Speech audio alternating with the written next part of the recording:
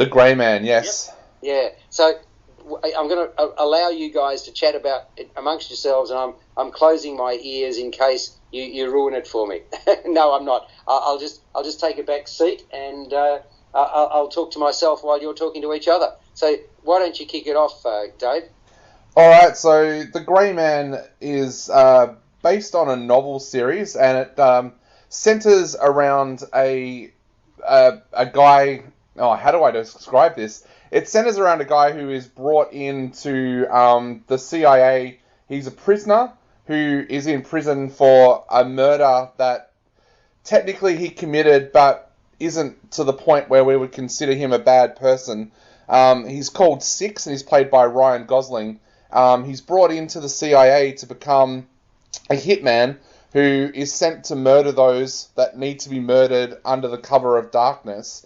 Now, very, very soon, he realizes after a few years of being successful at doing this, that a new person has become involved with the CIA that wants to do away with this program, and he's as corrupt as they come. So soon he has another hitman psychopath called Lloyd Hansen, played by Chris Evans, who is sent to hunt down Six, and the result turns out to be what I would consider James Bond meets The Fast and the Furious meets Mission Impossible.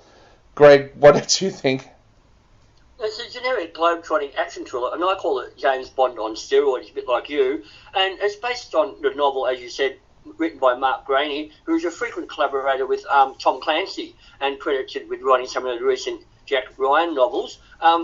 And the guy you mentioned, his name is Port Gentry, played by Ryan Gosling, who's cast against type here because he's not really seen in these sort of He-Man action roles, but I thought he did a good job. He acquitted himself well in this very physical role there. He's part James Bond, part Jason Bourne, part John Wick. What more do you need to know? And the film is staged across a number of locations there, and it's directed by Joe and Anthony Russo, who have worked in the Marvel Cinematic Universe, particularly with the Avengers Endgame and all those, and they're good at staging these big action sequences here, and this film certainly delivers in terms of action there. There's this fantastic shootout in the middle of Prague with Ryan Gosling's character taking on police and a quasi-military unit who are armed to the teeth there. There's also a runaway tram through the streets of Prague with a fight on it and everything like that. And I thought Chris Evans was chewing the scenery here as the villainous Lloyd Hansen, a psychopath who's not very subtle in his approach to his job there.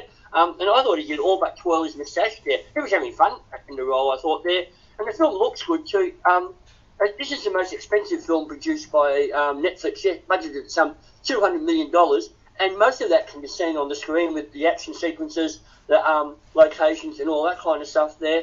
I thought this was quite good, and I thought Billy Bob Thornton brought a bit of dignity to his role as Fitzroy, who is Ryan Gosling's mentor there as well. So, yeah, it ticks all the boxes.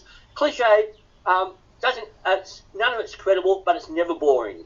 Yeah, it's also interesting because both the leads are playing against type. Chris Evans normally doesn't play villains. He plays heroes in the stuff that he does. But apparently he was actually offered the role of Six by the Russos, and when he read the screenplay, he said, I want to play this villain. And I thought that Lloyd is actually a fairly interesting villain because quite often in Bond films or Mission Impossible films, you will have the villain say things like, I'm going to do this, but they never do it. Whereas in this film, time and time again, Lloyd will say, I'm going to hurt this little girl, or I'm going to shoot you if you don't tell me what I want to know. And he does it within a couple of seconds. And I think that actually makes him more fearsome as a villain. And I think the fact that they don't mess around with the fact that this guy is psychopathic, I think that actually raises the stakes a little bit for those that are barracking for Ryan Gosling. And when I say that Ryan Gosling is playing against type, Ryan Gosling has been repeatedly offered roles in both the